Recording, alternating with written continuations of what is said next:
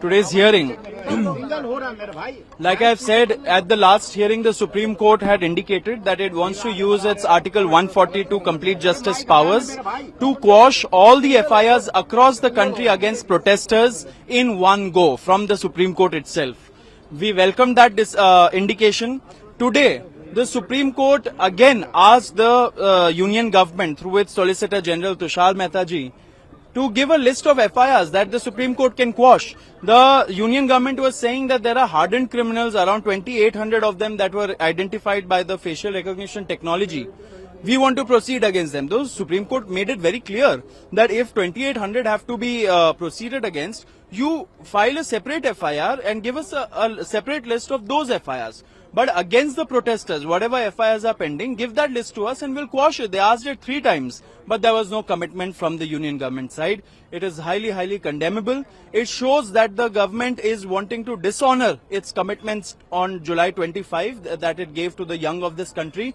We will not tolerate this. The Cockroach Janata Party will convene a meeting of its National Working Committee and will decide on the next steps that have to be taken to get the government to honor the commitments that it has already made to the young of this nation on July 25th. But Kiran Rijiju said that nobody was seriously injured and there were many... So what did he want? Did he want serious injuries? Did he want the guns to be fired? Did he want any protesters to be killed? Is that what he's hinting at? I don't know what this means, ki there were no pellet guns, there were no guns used, there was no bullet fired. Why are you even asking, giving these statements? It does not arise in the first case because these are your own citizens, your own children.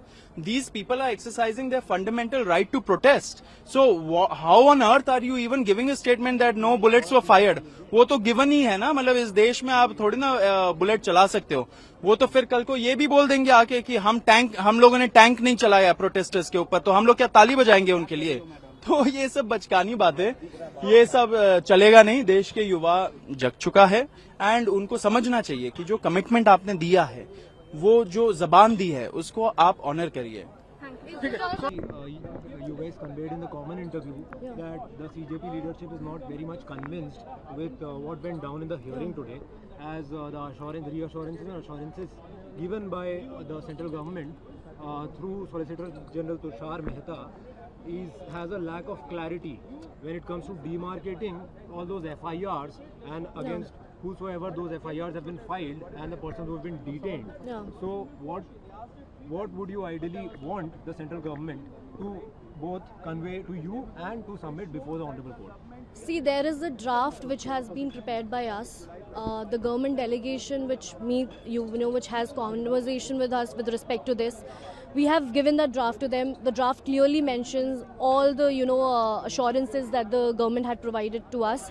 We want that all of that is fulfilled. We also were having problem getting all the FIR copies, like with the Delhi delegation also.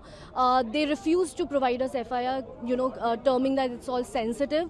But we don't understand how FIRs against protesters or in a protest scenario where the FIRs are needed by the lawyers as well. That is not given. And so today Vrinda Grover ma'am, she requested the Supreme Court to direct the union government to provide those to us. So I feel that they should first of all provide all the FIRs, we'll go through that. All the lawyers who are involved in the process, they will go through it, and all the relevant sections which are like all the quashing that needs to be done, we can verify all of that. As part of its submission, the central government also flagged their difficulty in actually separating those hardened criminals from all those FIRs, which also includes innocent students.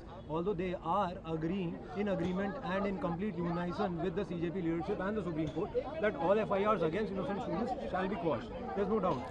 And the Supreme Court has also expressed its inclination towards invoking Article 142 to quash those FIRs.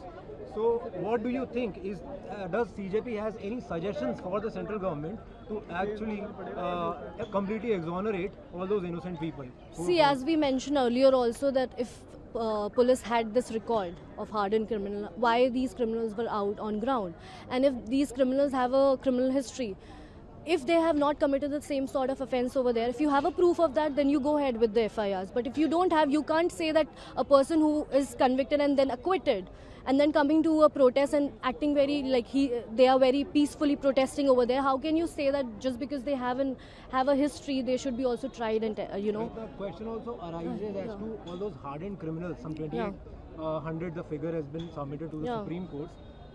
They are alleged to have been accused of very atrocious crimes such as rape, POCSO offences. The question arises: what purpose did these people have in I think joining they- students' protest? Why were they there?